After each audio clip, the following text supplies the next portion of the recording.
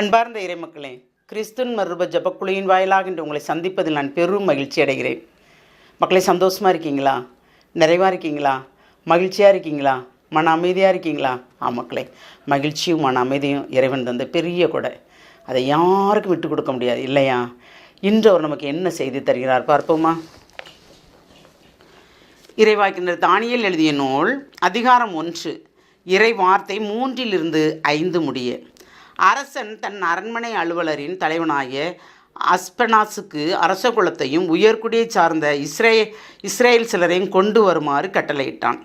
அக்கட்டளைப்படி அவர்கள் உடல் ஊனமுற்ற, அழகுமிக்க, எல்லா ஞானத்திலும் தேர்ச்சி பெற்ற, அறிவிலும் உணர்விலும் கல்வியிலும் சிறந்த, அரசனின் அரண்மனையில் பணியாற்றும் திறமை பெற்ற இளைஞராய் இருக்க வேண்டும். மேலும் அவர்கள் கல்தேய மொழியை எழுதவும் பேசவும் கற்றுக்கொள்ளவும் வேண்டும். அரசன் தான் உண்டு வந்த சிறப்புணவிலும் பருகி வந்த திராட்சை ரசத்திலும் நாள்தோறும் ஒரு பங்கை அவர்களுக்கு கொடுக்கும்படி ஏற்பாடு செய்தான். இவ்வாறு 3 ஆண்டுகள் பயிற்சி அளித்த பின் இறுதியில் அவர்களை அரசன் முன்னிலையில் கொண்டு வந்து நிறுத்த வேண்டும் என்று ஆணையிட்டான். அரசன் கட்டளைப்படி உடல் ஊனமற்ற, அழகுமிக்க, எல்லா ஞானத்திலும் தேர்ச்சி பெற்ற, அறிவிலும் உணர்விலும் கல்வியிலும் சிறந்த, அரசனின் அரண்மனையில் பணியாற்றும் திறமை பெற்ற இளைஞர்களாய் இருக்க வேண்டும்.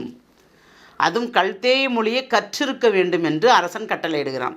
அப்படி யார் நாடு கடத்தப்பட்டாங்களே இஸ்ரேல் மக்கள், அவர்களில் இளைஞர்களாக, அழகுமிக்கவர்களாக கொண்டுட்டு வர சொல்கிறான். கொண்டு வந்து 3 ஆண்டுகள், அதுவும் அரசன் உண்ணுகின்ற உணவை 3 ஆண்டுகள் அவர்கள் உண்ண வேண்டும்.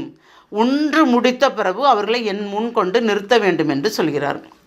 இப்போ அரசன் கட்டளை எப்படி இருக்குன்னு சொல்லுங்கள். அப்போ அரசன் சொன்னது செய்யணும் இல்லை? ஏன்னா நான் அரசன் என்ன செய்கிறார்? நெபுக்கத்நேசர் அரசர் நாடுகளில் சண்டைக்கு போகிறாரு. சண்டைக்கு போகிற இடத்துல எல்லாம் கொள்ளையடிக்கிறாரு. அப்படி கொள்ளையடித்து கொண்டு வர்ற அந்த பகுதி தான் இந்த வாசகங்கள் வருது இல்லையா? அப்போது எல்லாரையுமே அரச உணவு உண்ண சொல்ல வேண்டும். அழகுமிக்க இளைஞர்களை, திறமைமிக்க இளைஞர்களை, ஞானமுள்ள இளைஞர்களை, தேர்ச்சி பெற்ற இளைஞர்களை அப்படின்னு சொல்கிறாப்புல அரசர்.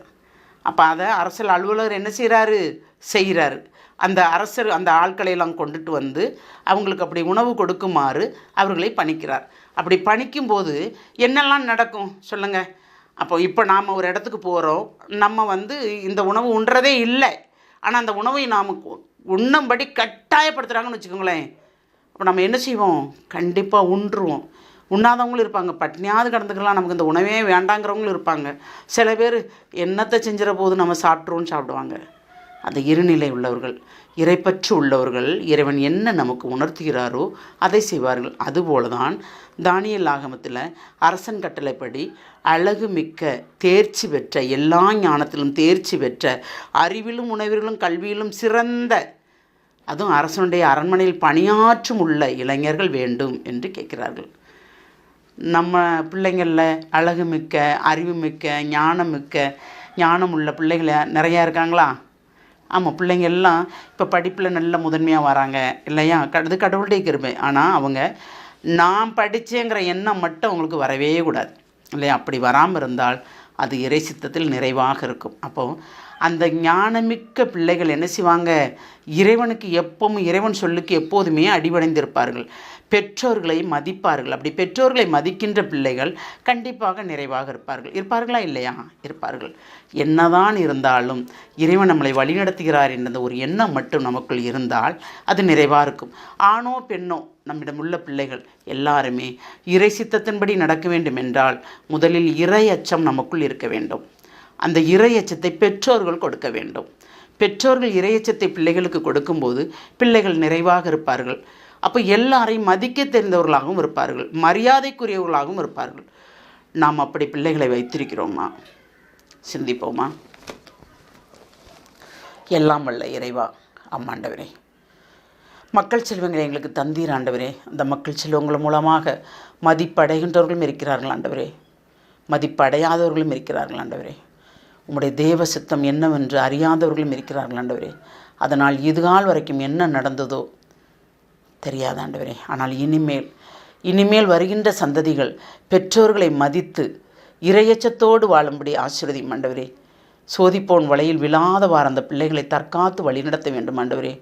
உலக மாயில் சிக்கிக்கொள்ளாதவாறு அந்த பிள்ளைகளை நீர் பாதுகாக்க வேண்டும் ஆண்டவரே. படிக்கின்ற பிள்ளைகள் ஆண்டவரே, அவர்களை முதன்மையாக நீர் உம்முடைய தூதர்களை கொண்டு பாதுகாக்க வேண்டும். அவர்கள் என்ன செய்கிறார் என்பதை நீர் உற்று நோக்க வேண்டும் ஆண்டவரே. உற்று நோக்கும்போது எல்லா பிள்ளைகளும் உம்முடைய கருத்துக்குள் வரும், உம்முடைய கட்டுப்பாட்டுக்குள் வரும் என்று நாங்கள் விசுவாசிக்கிறோம்ப்பா. அந்த விசுவாசத்தின் பேரில் பிள்ளைகள் அனைவரையும் உம்முடைய இரக்கத்துக்குள் ஒப்புக் கொடுக்கிறோம். ஜெபம் கேட்கும் நல்ல பிதாவே.